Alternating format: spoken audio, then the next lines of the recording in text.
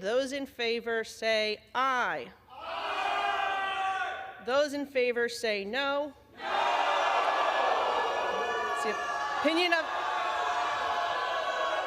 It's the opinion of the chair that the ayes have it and the resolution is agreed to.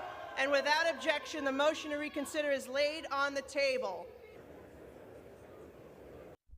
Let me take you back to when the United States House of Representatives voted along party lines to remove Congresswoman Ilhan Omar from the Foreign Affairs Committee. My leadership and voice will not be diminished if I am not on this committee for one term. My voice will get louder and stronger, and my leadership will be celebrated around the world as it has been.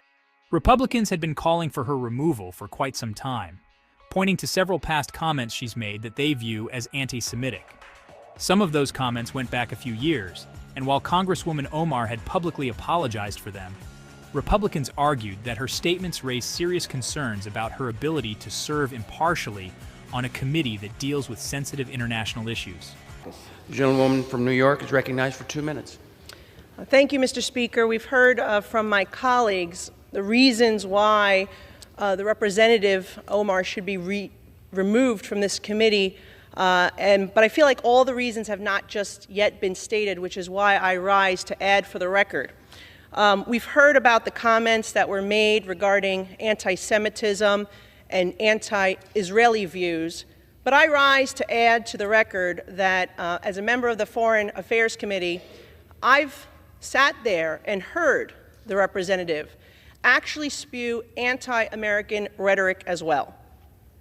I've been in that committee room where the representative equates Israel and the United States to Hamas and the Taliban. Absolutely unacceptable for a member of that committee. I've also heard the representative equate that it is the United States' fault that there is turmoil in Venezuela, that is not because of the oppressive socialist and communism that has spread throughout Central and South America in Venezuela at the hands of the Maduro and Hugo Chavez regimes. That is unacceptable. And as a New York representative, to hear the representative belittle, to try to diminish the worst terrorist attack on United States soil on September 11, 2001, as some people did something, that is unacceptable as well. And I hold the same standard for this side of the aisle that I do the other, because when another colleague on my side said something about 9/11, I also voted to have her removed from the Education Committee because I thought that was inappropriate. So I'm being consistent here, and I hope my colleagues will do the same to show that this is about consistency and accountability, because we should not have an individual with those views on the committee that is tasked with representing our country and our Congress to foreign nations. I yield back. What do you think? Was this the right decision? Should past comments disqualify someone from committee service, even if they've apologized? I'd love to hear your thoughts, so drop a comment below. Alexandria Ocasio-Cortez blasted the move.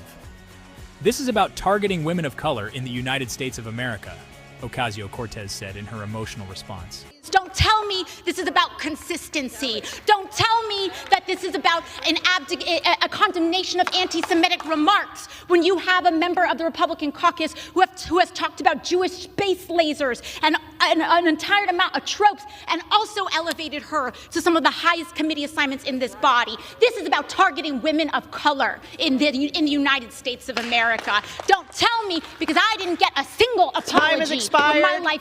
Some see this as a justified action based on past remarks. Others see it as political retaliation. Either way, it's a moment that raises important questions about the limits of forgiveness, the role of personal history in public service, and how we define who's fit to serve on powerful committees.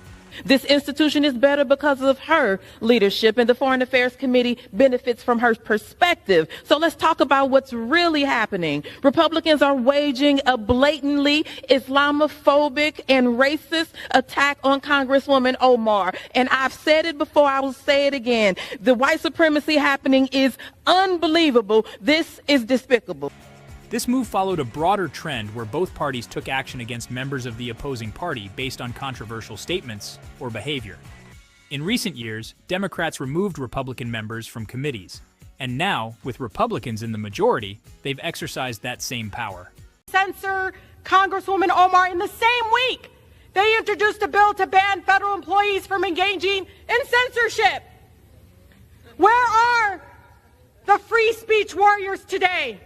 The hypocrisy is obvious to the American people. You are showing who you all are, really. The gentlewoman's time has expired. Omar will not be silenced. The gentlewoman's time has expired. To Congresswoman Omar, I am so sorry, has expired. that our country is failing you today through this chamber. You belong in that The gentlewoman is no committee. longer recognized.